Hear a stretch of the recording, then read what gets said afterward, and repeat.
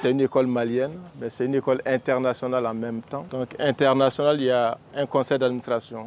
Autrement dit, il y a plusieurs pays qui soutiennent l'école de maintien de la paix. Notre mission, c'est de former les hommes et les femmes au métier de la paix. Quand vous parlez de métier de la paix, et notamment les opérations de maintien de la paix, ou bien les opérations de paix, vous avez trois catégories de personnes qui interviennent dans ces opérations. Vous avez des militaires qui interviennent en grande majorité, vous avez des policiers également qui interviennent, et vous avez des civils qui interviennent. Nous avons 3 types de formations qui sont actuellement en cours et on a 2 directions qui s'occupent de l'instruction. Et nous avons une autre direction qu'on appelle le CARES, le Centre d'analyse et de recherche dans l'espace sahélo-saharien. Donc nous avons un master en maintien de la paix et en reconstruction de l'État post-conflit. Et nous avons un master en criminalité organisée, terrorisme et coopération internationale pénale. L'avantage du master au niveau de l'école de maintien de la paix, c'est que ça allie théorie réellement à la pratique. Et on fait intervenir des gens d'un peu partout. Ce n'est pas uniquement des Maliens, mais des experts qui viennent d'un peu partout. Et c'est toujours un plaisir, parce que vous êtes la relève en réalité. Nous, on s'achemine vers la fin. On n'est pas encore à la fin, mais on s'achemine vers là. Vous venez. Donc déjà, si vous êtes imprégné en fait, des métiers de la paix, c'est très très bien.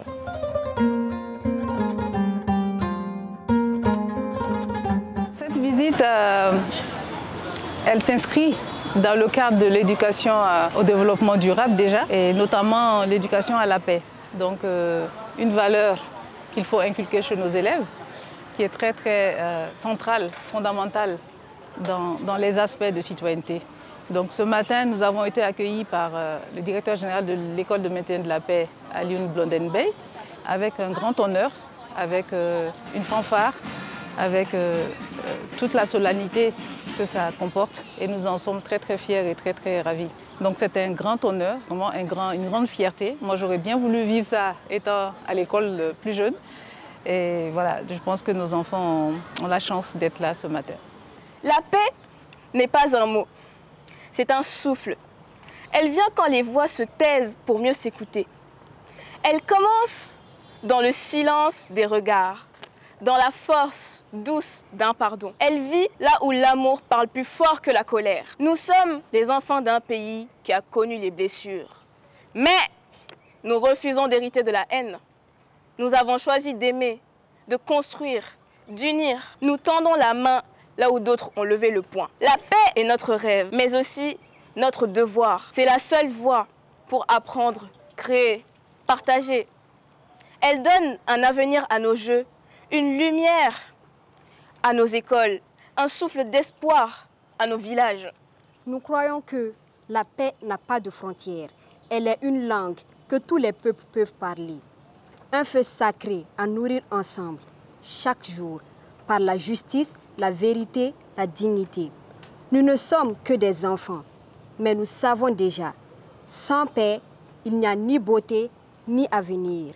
Avec elle, tout est possible, même guérir un monde brisé. Alors, veuillez nous enseigner qu'au-delà des uniformes ou des cartes, la paix commence là où l'on partage une part de soi. Ce poème est notre message, notre promesse. Il vient du Mali, mais il parle du monde. Qu'il touche vos cœurs comme il brûle dans les nôtres. Et qu'ensemble, enfin, nous choisissons la paix.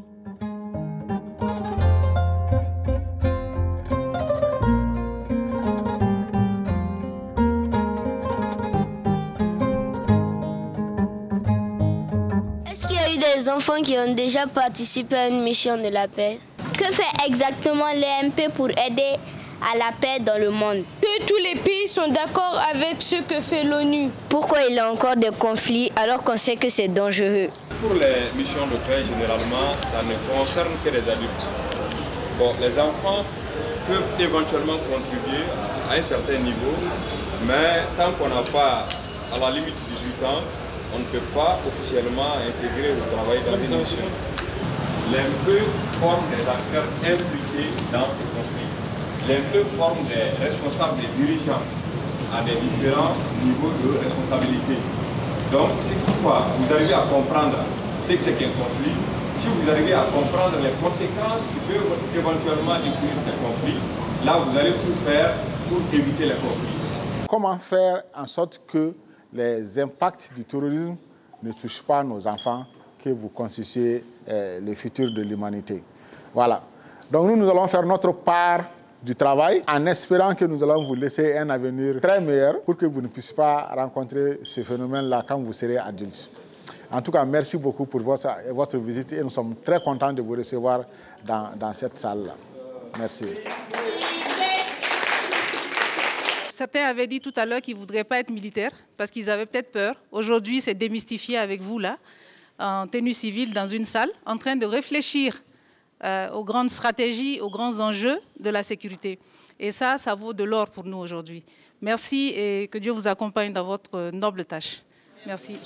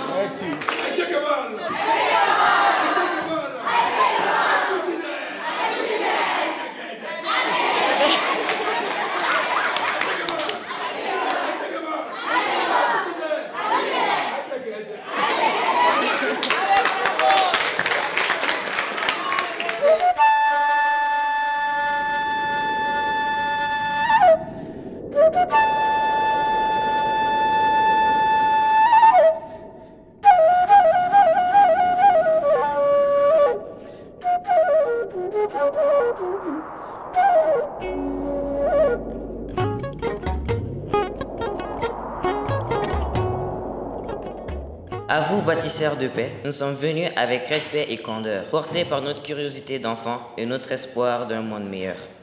Nous venons d'une école où l'on enseigne que la paix est plus forte que le bruit des fusils, qu'elle se défend et se transmet. Vous formez ici des artisans du dialogue, des gardiens du calme, des briseurs de silence et d'injustice.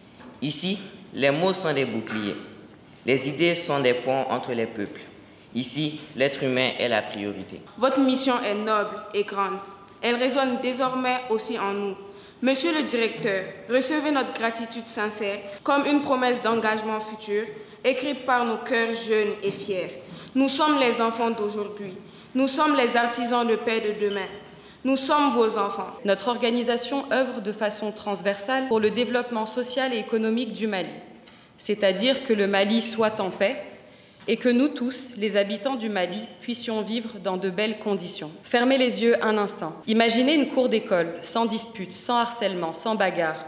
Juste des rires, des jeux, des mains qui s'entraident. C'est ça la paix. Gardez les yeux fermés. Imaginez un monde sans peuple opprimé, sans conflit, sans guerre, sans famine, sans famille détruite. C'est ça la paix. S'il vous plaît, une dernière fois, maintenez-les fermés.